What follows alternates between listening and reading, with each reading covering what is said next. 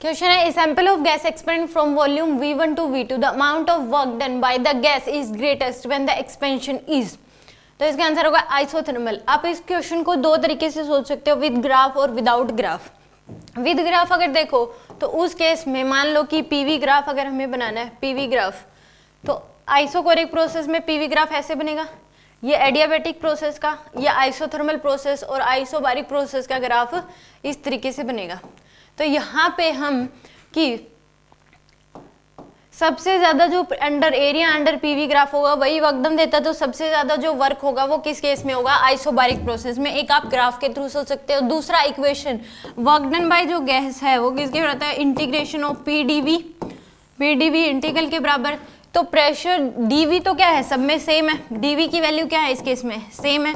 तो यहाँ पे जो प्रेशर है आइसोथर्मल प्रोसेस में, जो प्रेशर है वो क्या होता है, डिक्रीज। आइसोथर्मल प्रोसेस में तो प्रेशर P क्या होगा, डिक्रीज होता है। आइसोबारिक प्रोसेस में जो प्रेशर है वो क्या रहता है, सेम। और एडियाबैटिक प्रोसेस में कुछ ज़्यादा ही तेजी से डिक्रीज होता है, यानी कि जितना आइसोथर्मल में होता है उससे भी ज़्यादा डिक्रीज होता है। तो इक्वल इन ऑन केसेस, तो प्रेशर जो है कम हो रहा है इन दोनों में, आइसोथर्मल और एडियाबैटिक में। तो ये हो कि वर्क ज़्यादा हो तो प्रेशर सेम तो रह रहा है, तो यानी कि क्या हो जाएगा इस केस में, आइसोबारिक प्रोसेस में वर्क ज़्यादा होगा।